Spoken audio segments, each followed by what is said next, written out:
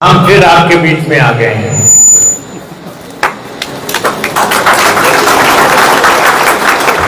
और सबसे पहले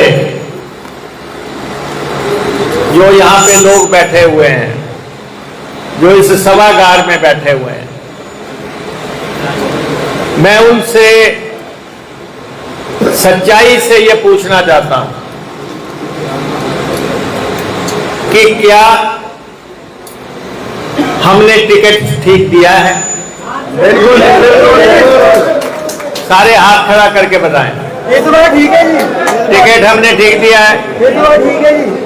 दूसरी बात मैं आपसे ये पूछना चाहता हूं, क्या आपकी टिकट क्या अधिकार क्या विवेक बिक्कू को था या नहीं था?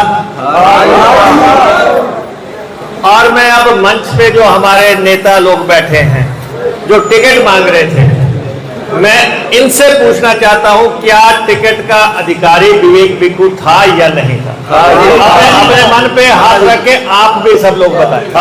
आपने टिकट मांगा, ठीक है, टिकट मांगना सबका अधिकार है, लेकिन ये हकीकत है कि विवेक बिक्कू ने टिकट कटने के बावजूद ये कांग्रेस पार्टी में रहे। इन्होंने कांग्रेस का काम किया और लोगों के काम करवाने की कोशिश की, इसलिए ये टिकट के अधिकारी थे। और अब जब 15 महीने के बाद इनको ईश्वरीय देन हो गई है, ईश्वर ने हम पावन स्थल पे बैठे हैं सब लोग, बाबा रुद्र जी का ये पावन स्थल जिसपे हम सब ऊना के लोग विश्वास करते हैं, सारे प्रदेश के लोग, नॉर्थ इंडिया के लोग विश्वास करते हैं। उस पावन नगरी से हम विवेक बिक्कू जी का जो है चुनाव प्रचार शुरू कर रहे हैं।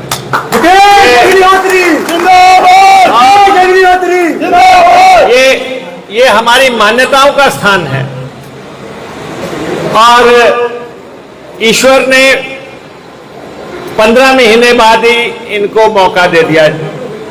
होता वही है जो मंजूरे खुदा होता है, तो इसलिए ईश्वर को भी लगा होगा कि इनका टिकट गलत कट गया, इस लड़के को जो है एमएलए बनाना चाहिए। तो इसलिए ईश्वरीय इंटरवेंशन होती है, भगवान हस्तक्षेप करता है। मानव जीवन में भगवान जब हस्तक्षेप करता है, वैसा ही एक मौका जो है आपकी कॉन्स्टिट्यूंसी में आ गया है। और इस समय मेरे को बिक्कू जी ने लंबी चौड़ी लिस्ट दी है, जो सम्माननीय हैं, आदरणीय हैं, हमारे सह प्रभारी भी आए हैं, जिला के अध्यक्ष भी हैं। ये जितने भी लोग हैं,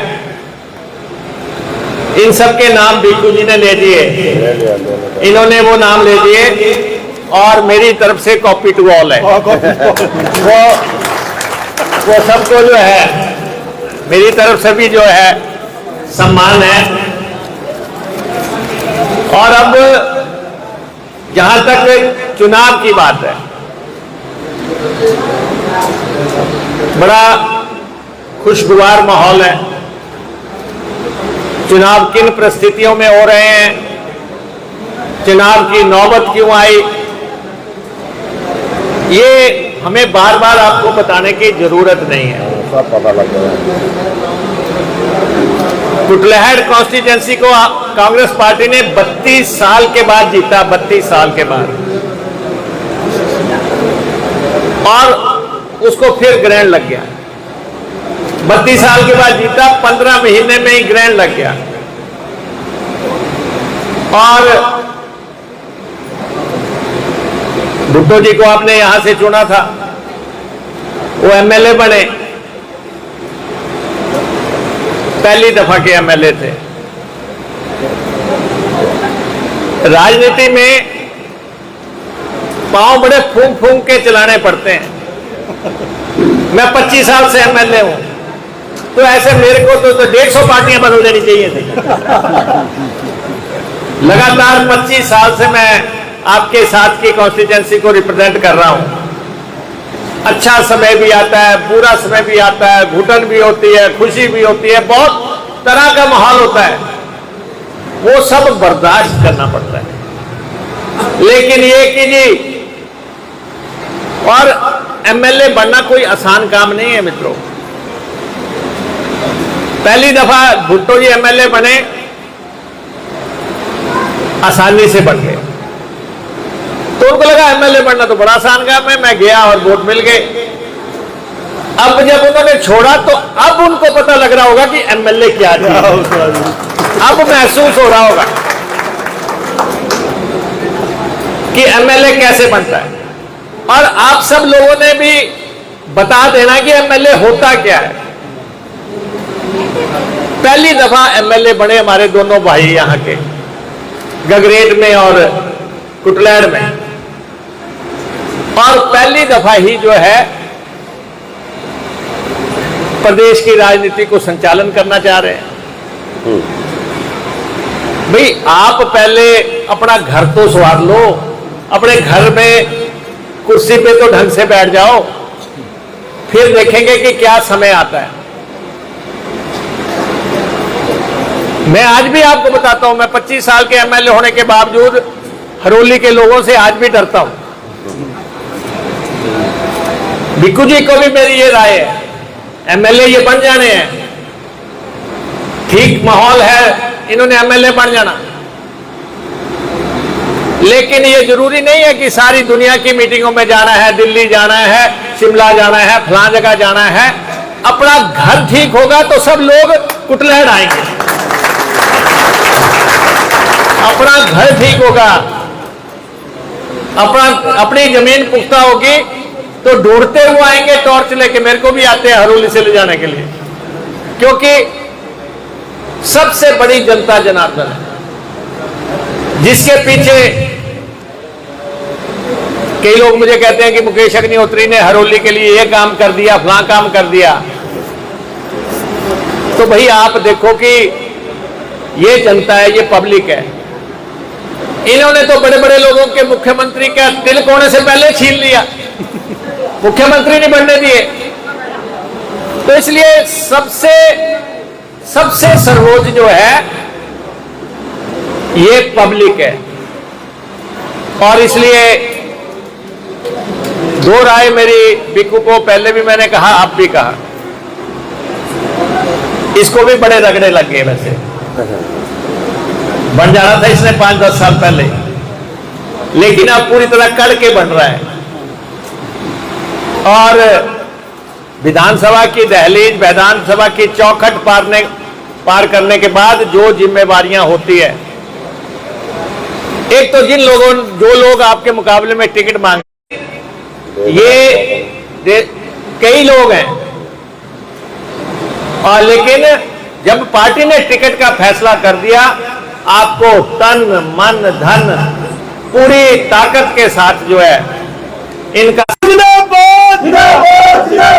देखो, विवेक बिक्कू एक राजनीतिक घराने से है। पंडित रामनाथ शर्मा जी यहां एमएलए रहे, डिप्टी स्पीकर रहे, एक परिवार, उनका अपना स्थान था राजनीति में। और उसके बाद भी इसको यहां तक पहुंचते हुए बहुत समय लग गया। हमारे साथ यहां पे महिला कांग्रेस की अध्यक्ष बैठी है उर्मिला जी, इनके ससुर जी भी एमएलए थे, ये भी टिकट की ट्राई करती रही। लेकिन आज अगर विवेक जी को टिकट मिला है तो इनका पूरा परिवार जो है यहां बैठा है, वकील साहब बैठे हैं। सबसे बड़ी बात तो वकील साहब बैठे हैं। और उसके बाद हमारे गणेश दत्त बरवाल जी एक्स एमएलए रहे हैं, ओबीसी के बहुत पायदार नेता है, और वो भी हमारी इस सभा में बैठे हैं। मेरा इन दोनों घरानों से ये आग्रह है, प्रकाश चंद जी के घराने से भी और हमारे बरवाल जी से भी, कि इस बेटे को खुले दिल से आशीर्वाद दे दो। जब आप इस सभा में बैठे हैं, कोई शक शुबा नहीं होना चाहिए, पता होना चाहिए कि आपने जो है, देखो, जिसका साथ देना दिल से देना, जिससे दुश्मनी निभानी वो भी दिल से निभानी। बिल्कुल सीधा सीधा सीधा फार्मूला होना चाहिए।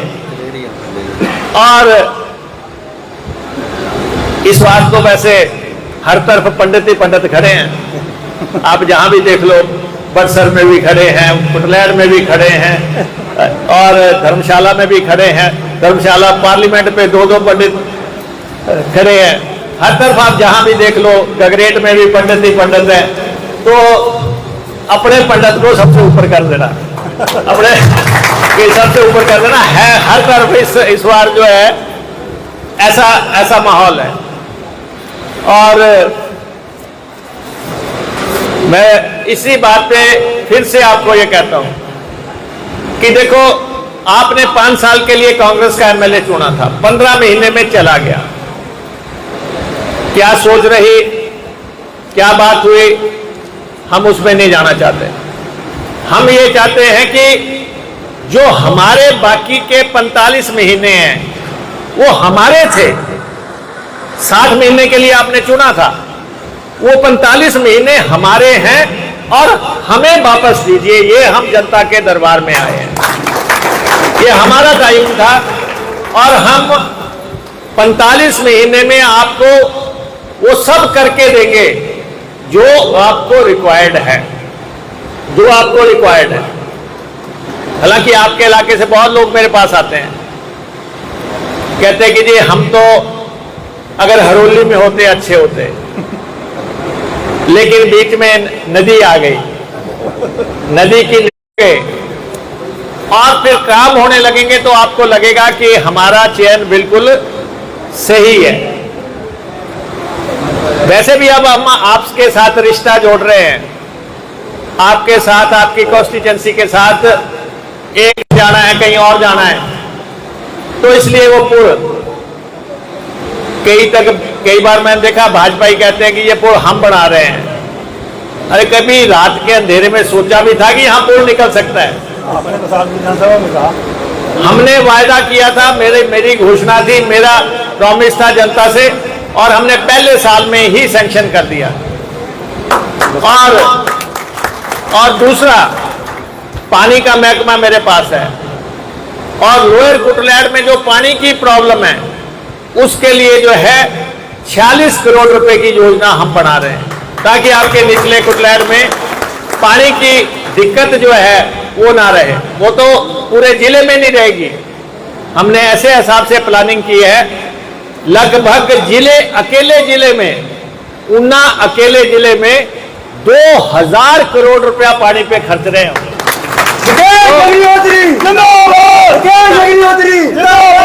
हर घर तक नलके की बात नहीं है, हर खेत तक हौदी पहुंचानी है, टैंक बनाने हैं, दूसरी व्यवस्थाएं करनी है, हर तरह की व्यवस्थाएं हम करेंगे। और दूसरा, विवेक को आप बढ़ाएंगे, आपके बच्चे नौकरी में लगाऊंगा, आपके बच्चे नौकरी में लगाऊंगा, क्योंकि मेरा ही महकमा है जिसमें 10,000 भर्तियां होने जा रही हैं।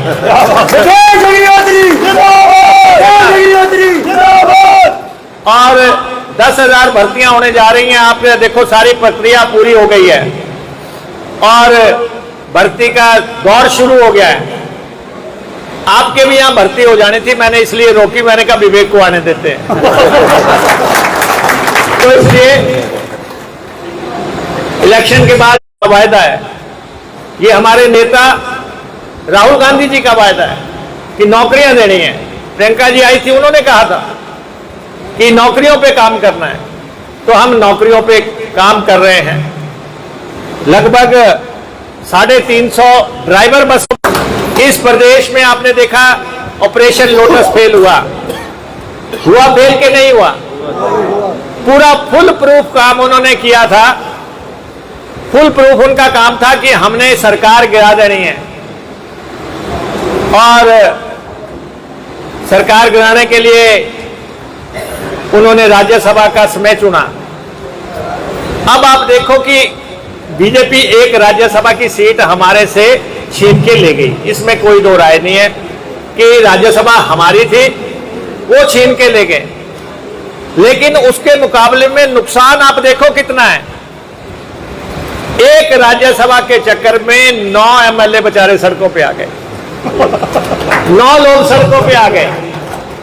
इन्होंने शायद कल्पना भी नहीं की होगी, इन्होंने शायद सोचा भी नहीं होगा कि अगर हम राज्यसभा में वोट डालेंगे तो हम रात के अंधेरे में एक्स एमएलए हो जाएंगे। इन्होंने तो सोचा कि वोट डाली और दूसरी सरकार बनी और हमारी ऐश हो जाएगी। लेकिन इनको ये नहीं पता सरकार में बैठे कौन लोग हैं। जब ये सरकार तोड़ने गए थे, कानून का इन्होंने अध्ययन भी नहीं किया। देखो एक बात तो है, भुट्टो साहब को पेंशन लग जाएगी और बिक्कू को नौकरी मिल जाएगी। इस चुनाव का सीधा सीधा है, क्योंकि हिमाचल प्रदेश में क्या है, कोई एक दिन भी एमएलए बन जाए तो उसको पेंशन लग जाती है। तो अब आपके पास दो हो गए कि जिसको पहले चुना था वो पेंशन पे और नए आदमी नौकरी पे लग जाएगा। नया आदमी जो है नौकरी पे आ जाएगा। आप देखो कि 9 एमएलए सड़कों पे आ गए और आज जगह जगह जहां पे 6 इलेक्शन हो रहे हैं, सबसे ज्यादा जो हमला हुआ वो हमीरपुर पार्लियामेंट्री सीट पे हुआ। 6 लोग जो है 9 में से इस पार्लियामेंट्री सीट पे हैं। 2 हमारे हैं, 3 मुख्यमंत्री जी के जिले के, एक देरा से है। तो 6 लोग जो हैं इस एरिया से हैं। लेकिन जितने भी लोग अब चुनाव लड़ रहे हैं उनको ये समझ जरूर आ गया कि एमएलए बनना और एमएलए की कुर्सी छोड़ना और दोबारा पब्लिक में जाना। अब कह रहे हैं कि 15 महीने पहले तो फलां बंदे का मुंह बड़ा सीधा था, अब गए तो टेढ़ा हो गया। मैंने कहा भाई हर इलेक्शन में ऐसा ही होता है, हर इलेक्शन में यही होता है, मुंह सीधा रखने के लिए बहुत कुछ करना पड़ता है। तो इसलिए ये 6 की 6 सीटें हमने जीतनी है और हम जीत रहे हैं। लोगों ने इस बात को अच्छा नहीं समझा है। लोगों ने इस बात को कि सरकार तोड़ने की कोशिश हुई और उसके बाद इलेक्शन आ गए, ये देवभूमि है, ये वीर भूमि है, यहां के लोगों ने बिल्कुल पसंद नहीं किया और इसलिए आज 6 की 6 सीटों पे कांग्रेस पार्टी की हवा चल रही है। और मेरे को तो बेचारे हमारे क्या है वरिंदर कंवर जी, वरिंदर कंवर जी जो एक स्थापित नेता थे इस कॉन्स्टिट्यूएंसी के और जो 4 दफा 5 दफा एमएलए रहे, 4 दफा एमएलए रहे, शायद 4 दफा एमएलए रहे। अब बताओ कि वरिंदर कंवर जो है बागियों के बस्ते उठा के चलेगा? वरिंदर कंवर जी की स्थिति ऐसी कर दी और मेरी उनको सलाह रहेगी कि भाई जितनी देर चुनाव चल रहा है इस कॉन्स्टिट्यूएंसी में प्रवेश ना करे, अपना इज्जत अपने पास रखे। इज्जत से जीना चाहिए आदमी को। एमएलए अगर 4 दफा बने हैं, मंत्री बने हैं, तो अगर लोगों ने उनको सिर माथे पे रखा तो ऐसे माहौल में जाके जो है किसी का बस्ता उठाने का प्रयास ना करे, चाहे जितना मर्जी दबाव आए, जितना मर्जी दबाव आए। उनकी जगह मैं होता, मैं बड़े से बड़े पाटे खा को भी इनकार कर देता, नहीं चलूंगा, गलत हुआ है। तो इसलिए वरिंदर कंवर जी को गलत कहना चाहिए। और ये कॉन्स्टिट्यूएंसी में हमारे जिला प्रधान ने कहा कि 15,000 से सीट जीतती है। तो 15,000 एक मार्क रख लो। अब 15,000 तो मतलब कि 15,000 टारगेट अचीव करना है। मुख्यमंत्री जी के वहां भी दो सीटें चल रही हैं। हमें बाद में बताना है कि हम उन्नावाड़े क्या होते हैं। वो अपने वहां 15,000 का टारगेट फिक्स करें, हम अपने यहाँ पे 15,000 दोनों सीटों पे 15-15 से जीतेंगे।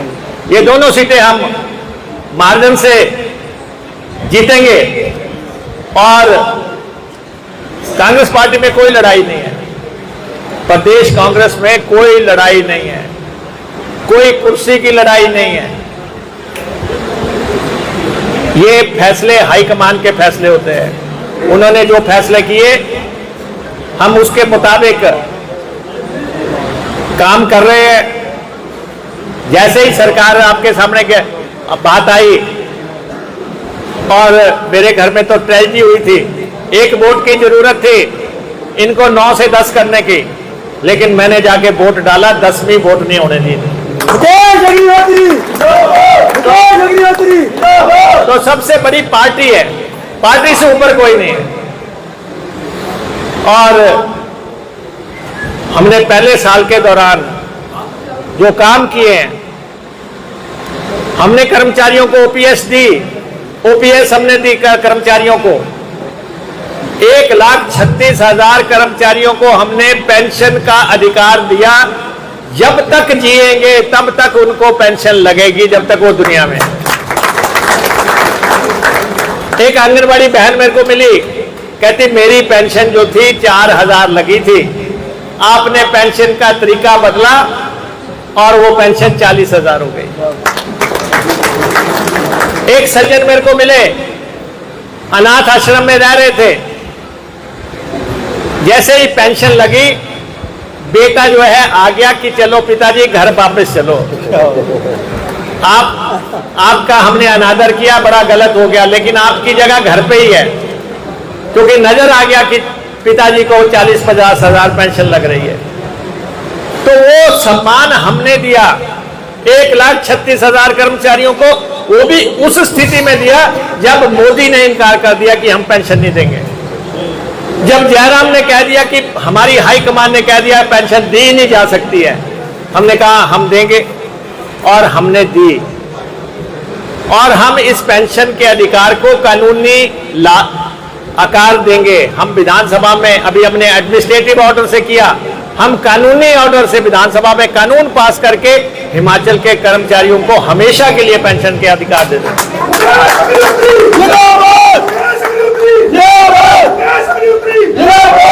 और दूसरा, आपके पास भी बीजेपी वाले आते होंगे कि जी 1,500 रुपए जो है आपको मिले कि नहीं मिले।